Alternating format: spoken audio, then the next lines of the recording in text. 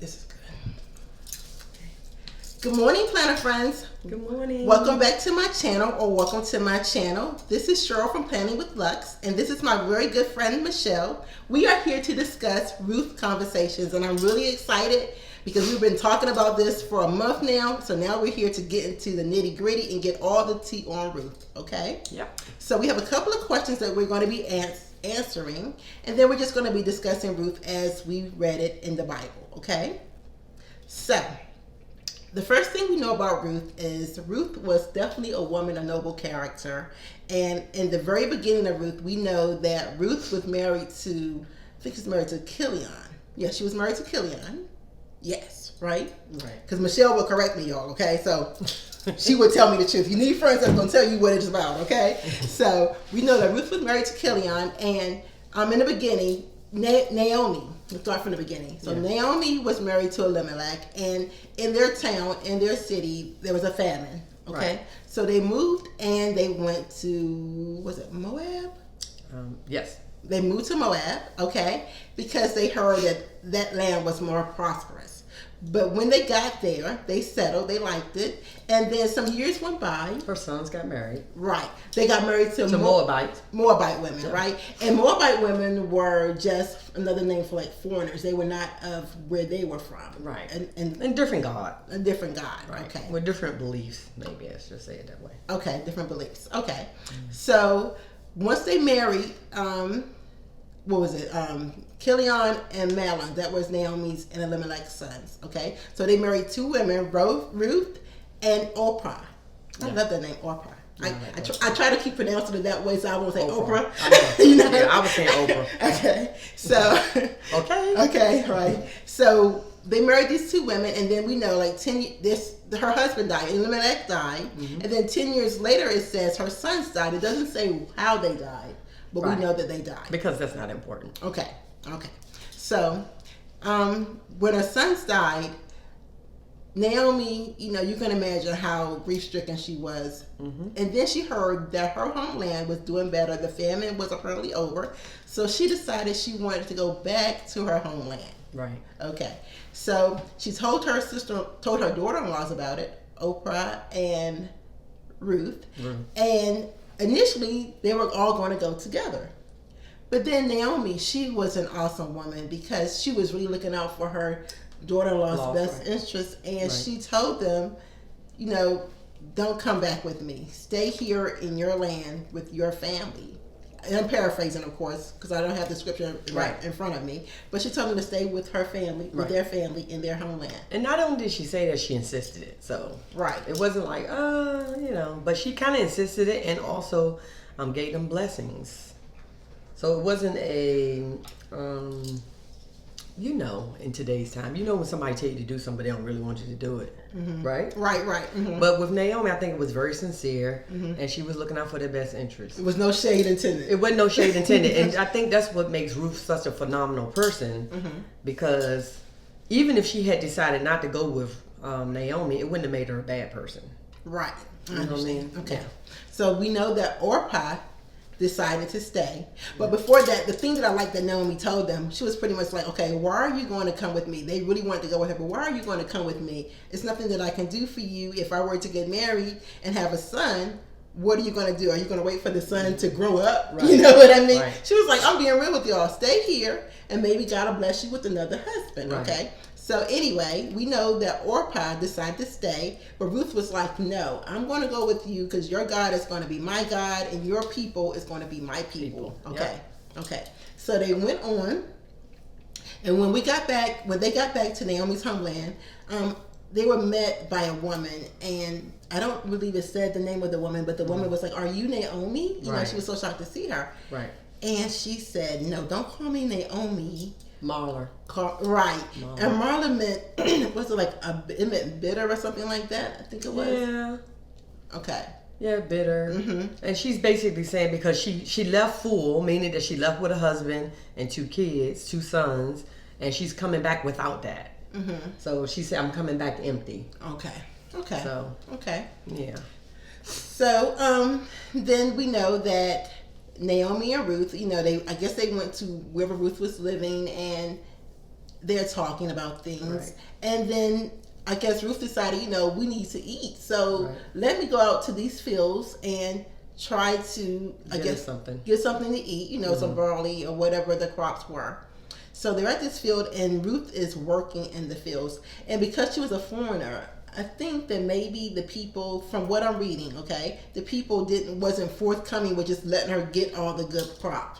She was getting the scraps that they were laying down. Well, I think maybe because she just didn't work. That wasn't her job, I think.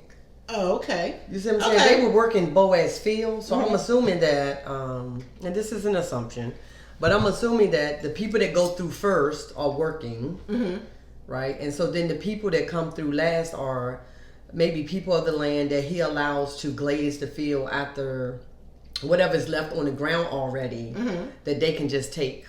And I guess that maybe, and so that kind of like speaks to Boaz's character, because I don't, I'm just thinking, he's allowing, I guess, people that are less privileged, as you will, or don't have the job.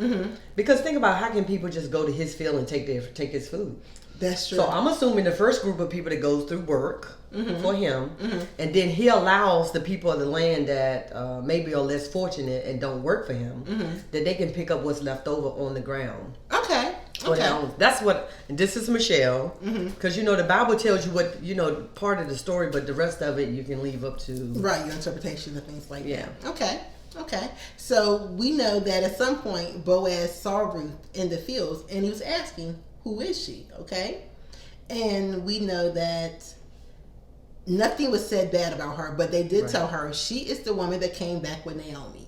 So let's pause. Okay. Why did he pay attention to her? And I think, well, one, she's a foreigner to their land, so she probably looks a little different. Okay. Than the people there, right? Because she's a Moabite woman, so she probably looks different. And it's sort of like, I know in our area, you really can't tell when somebody, we can tell when someone is not from United States. Right. That kind of stands out. But even within your own, within our own country, I know in North Carolina, when I'm down there, I can kind of tell when somebody is round. Right. That's not Southern. Right. Can they look a little different? Right. Look a little different. Right. Dress a little different. Dress a little different. Right. Yeah. Stuff like that. So I think that, one of the reasons he probably noticed her was because she looked a little different. Okay. That makes sense. Okay. But then we noticed she was well dressed. Yes. Because it's not like they were always poor. Right. It's just that now they had lost the husband and the son. So, they had possessions that I'm sure they brought back with them. Right. So she probably looked a little not as... well kept. She looked well kept in comparison to the other people that probably was glazing. Okay. You see what I'm saying? Yeah. Okay. So, like we said, that we know that he noticed her. We know that he noticed her. And when he was told that she was the woman that came back with Naomi, I think he immediately knew who she was, because Boaz was a relative of Elimelech. That's what we know. Okay. So he made provisions for Ruth, and he told the workers to let her pick up some of the good food. And I'm thinking because they're relatives. Yeah. Looking out for his relatives, right? Okay. So, so then it says that Boaz asked Ruth to come and eat, and let her eat all she wanted. And this says that she was full, so she ate all she wanted. She was full. Right. And then at the end, he allowed her to go home and take leftovers with her home. Okay. So she went back went home on for a while. Right. Exactly. So she went back home to Naomi, and I guess she's bringing in the food. And Naomi's like, "Okay, where are you working? Where are you getting this food?" And she told Naomi that she was working on Boaz's field. Now this part is funny to me because Naomi was elated that she's working on Boaz's field, and she's like, "Oh my God, he is our family redeemer." And a family redeemer, we know from back in the scripture, is explain to me a little bit, Michelle, about exactly how that is about being a family redeemer, because I think it's when a man dies, the family redeemer is a close relative that takes care of the wife, the children, the property, and marries someone. Well, marries the person that was widowed. Okay. Right. Okay. So Boaz is their family redeemer. So Naomi is elated. Okay. Right. So I think the conversation probably went a little bit like this. Probably when she heard that she was in Boaz, then I think that probably was like kind of like a brain fart for Naomi. Like, wow, yeah, right, like, yeah, we okay, we gonna be good. Right, well, we can be okay right, exactly. because he can be the family redeemer. Right, that's what I'm thinking because I know she probably knows she got relatives, but I think she's probably not. She's probably a little distorted and probably not putting all the pieces together. But also the fact that he's being good to her and allowing her to do these things, she's probably like. He's gonna do it. He's gonna do the right thing. Yep. He can be the family redeemer. So I think it's more of because that's why they started plotting, right? So that's why she starts plotting. So I think that she's like he can be it, or like speaking it into existence or whatever. But I think it was more like because think about it, she could have thought about that while they was in the other place. Was it Moab? Right. When she was there, she could have already thought about that, and they could have plotted that prior to even coming. Right, but she didn't. But she didn't. Because that's why I think it was a brain fart. Right. I think it was oh yeah, that's right. We can get him to be the redeemer. Yeah. Right. But the funny part for me was we've been plotting for years. Yeah. We've been plotting. Yep. But the plot was it said that Naomi said, okay, he's our family redeemer. Let me tell you, girl, let me tell you what to do. And of course I'm paraphrasing, okay? She didn't say that in the Bible, let me tell you, girl, let me tell you what to do. But let me tell you what to do. Put some perfume on, put some nice clothes on, stop dressing like you're a grieving widow, and this is what you need to do, okay? And Naomi is listening to everything we've told her to do, okay? So Ruth told Naomi told Ruth to go to the threshing floor, and wait till after Boaz finished eating, wait until he lay down, and then go lay by his feet, okay? So when Boaz woke up and saw a woman laying by his feet, he was like, I guess he was a little startled, I would think, somebody laying by his feet, and then he realized it was Ruth. And he probably a little happy. Because I think he was already smitten on her anyway. Yeah. Because he didn't have to do those things. But I think that when he noticed her, I mean, men like different sometimes. I mean, if we was to think about today's time, like they see something that looks like a little different, they're kind of interested. Right. Like, oh, okay. Right. And then I think the biggest thing that we kind of brushed over a little bit is that when Boaz noticed her, he started asking people about her. But right. Everything was of good report, of good character, noble character. The things that she was doing for Naomi, the fact that she came back with Naomi, all of those were good things that was being said about her. So I think that that's important because it's like if he had asked about her and got bad report, then he probably wouldn't have done anything. Right, that's true. You see what I'm saying? So I think that after you see something you like, then you find out a little bit more about it and you like it a little bit more because people kind of co-signing it. I think there's a little bit of that going on there. Yeah, because they were saying that Ruth was a woman of noble character. Right. So nobody had anything bad to say about her. And then by her laying by his feet, that's even more saying that because she could have threw herself at him a different way. Right. Because we had a question. The question was, is Ruth laying at Boaz's feet an action of protection or a request that Boaz to redeem all of Elimelech's property? So we think that her laying by his feet was an action of protection. More so because, just like she said, if she would have been laying beside him, then it could have been perceived as something more, and that would not have been a woman of noble character. Right. But she's humbly laying at his feet, so that's a sign of protection, I would think. It's probably both. Probably both. Because they scheming for him to be the redeemer. I mean, you know what I'm saying? So I think it's both. I think it's kind of like, because it's a tradition. So I think that he's aware of the tradition because it's a tradition of their land. Right. And of their people. So I'm thinking that he probably knows, but he's probably happy about it because he probably wants to be the redeemer. Right. Because he likes her. I think he's very smitten on her. I think he, she's of noble character, so it doesn't go against their religion or anything. Right. You know what I'm saying? I mean, actually, and if you study Ruth, I think in some people that religious people, I'll just say theologians or whatever, they actually compare her to the virtuous woman in Proverbs.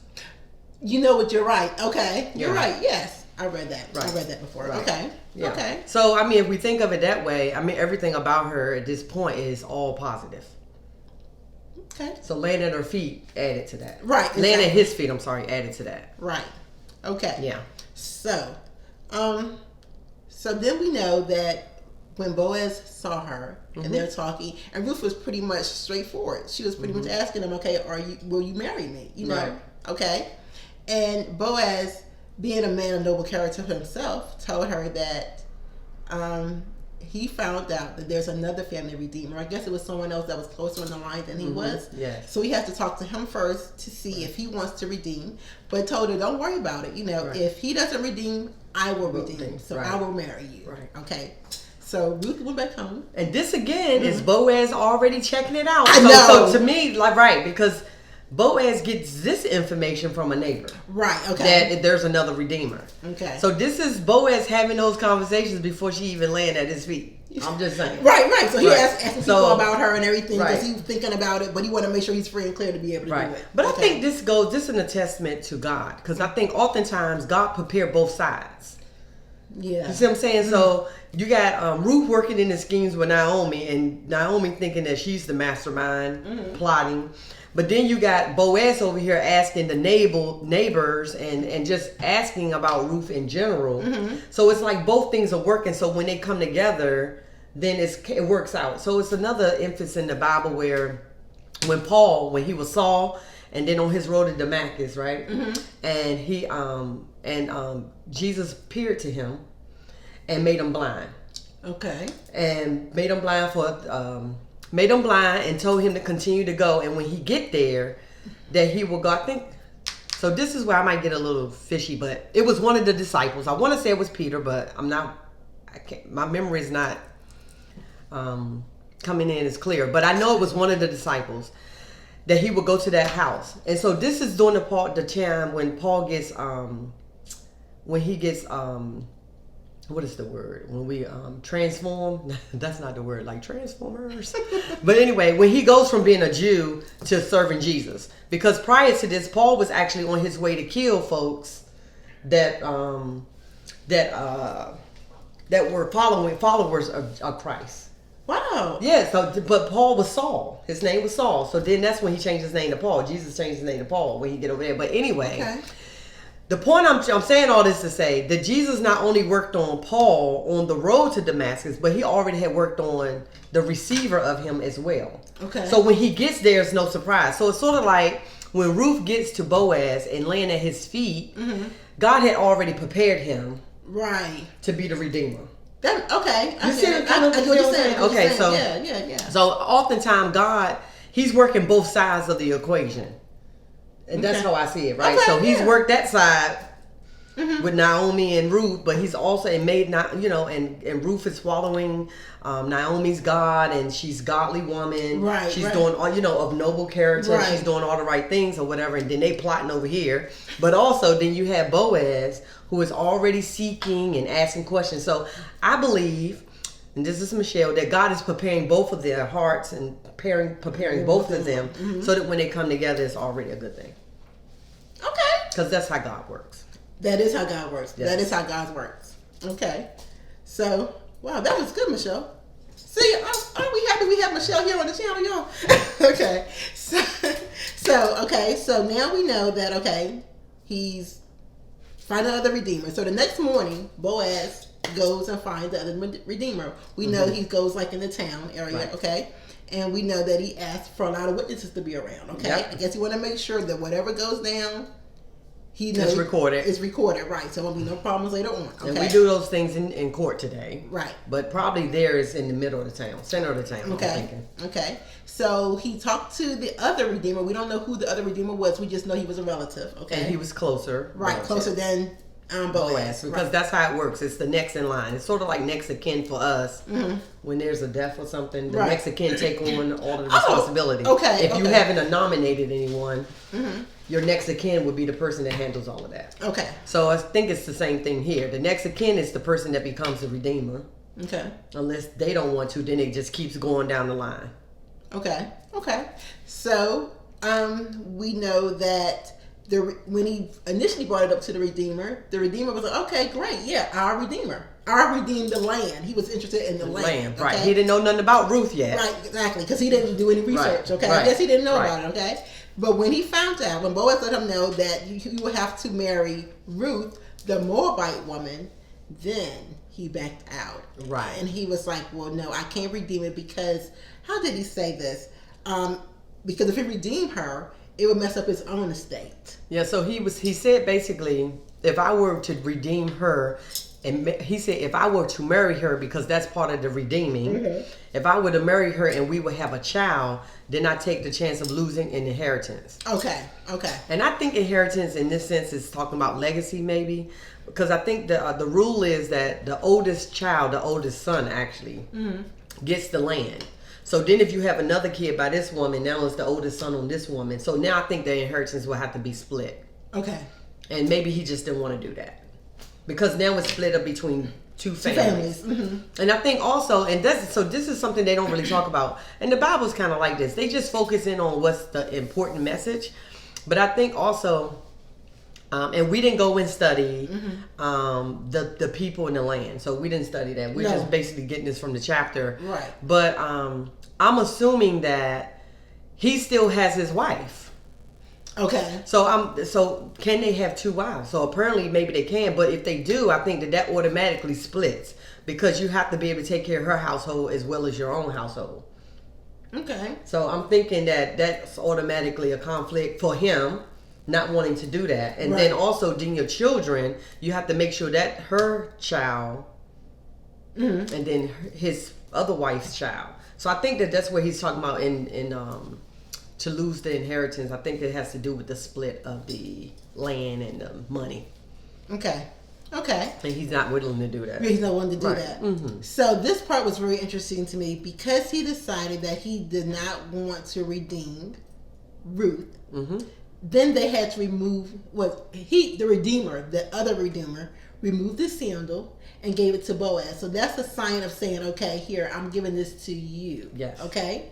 He took off his sandal and gave it to Boaz. Okay? And Boaz made sure he said it too. He had to say it several times in front of the people. So everybody knows. And I think, again, that's the transaction in law. It's sort of like what we do now in the courtrooms. Yeah. Do that make sense? Yeah, it does make sense. So, right. But we don't have to do the sandal and all of that, but because we have the lawyers and the judges and it becomes what it becomes. But I think back then, them not maybe exercising court that way, that as long as you're doing this in front of the people, I think in the center of the town, that it becomes a done deal. So just making sure he can't go back on it. Right, exactly. And the witnesses and everything to see this. Okay, so then Boaz, we know that Boaz does in fact marry Ruth. Yeah. Okay. Yep. Yay. Everything worked out. Ruth is happy, and Naomi is happy, right? And Boaz is definitely happy. Okay, and then we know that Ruth does go on to have a son. But you know what we forgot to say? What? Back when we were talking, the part that really resonated with me was that Boaz was saying that Ruth would have a child that would carry on the name of her dead husband. I forgot about that absolutely. Part. Okay, so that was very important to have a child to carry on the family name. Right. You know, so she did have a child, able to carry on her dead husband's name. Obed, and this is the part. The book of Ruth even went into the lineage. Okay, a little bit. Right, a little bit. Right, but we know that the son name was Obed, and he ended up being the grandfather to. Was it David, King David? So it's Boaz begot Obed. Obed begot Jesse. Jesse begot David. Okay. Yes. So if that's her son, and she has Jesse, so Jesse, she's the grandmother to Jesse. She's the great grandmother to David. And that's King David. And then eventually she becomes the great great grandmother maybe. I'm not sure where it is in the line, but I know also she becomes relative of Jesus. And then that part was fascinating. Which is pretty awesome. That is awesome. She's a foreigner, so she comes to the land, right, and she gets married to Boaz, and then just all these good things happens, right? Yeah, great great grandmother of Jesus, great great great. I think maybe 3 or 4. How awesome is that? That is awesome. So that just shows you that God doesn't have. He doesn't look at anybody as better than anyone else. Right. Everybody's equal. You know what I mean? Because Ruth came on board, a Moabite woman, married Boaz, and look what happened. You know? Right. So. Well, also I think it's like, Jesus is the first one on the scene to kind of like, I think from a God perspective, that bringing the Gentiles. I'm sorry, the Gentiles. So when he makes it not about race anymore, because you know the Jews were the chosen, God's chosen people, right? You know, if you read the Bible. But then when Jesus come on the scene, no, he adds in the Gentiles and all of this other. You know, it's like it's not about race. It's not about gender. You know, so I think that this kind of maybe helps and attest to it. Maybe this is why, like, when you go back again, this is God plotting and scheming. But maybe that's the whole purpose of Ruth. Ruth's whole purpose is to make sure that there's foreigner kind of in the blood line. Okay. So that it's not a thing where, oh, it's just Jew. It's kind of like saying, no, it's not. It's about all people. All people. So I think it's God concerned with all people. Because why would God let Jesus be the lineage of... I know, right? Right, of mix, right? If that's not intended for a purpose. I mean, that's what I think. I love this. That's just Michelle, though.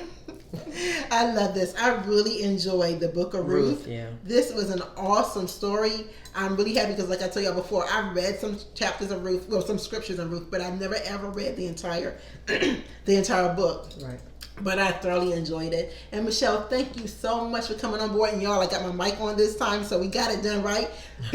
Michelle went out of town, and she came back out of town and came back today to do this so we can get it up for you all because we promised. And I really appreciate you, girl. Oh, no worries. So y'all leave some comments down below and let us know what you think. Yes. So I can get Michelle to come back again. Absolutely. Okay. Well, thank you. Y'all have a wonderful day on purpose. And we'll plan with you later. Bye-bye. Bye-bye.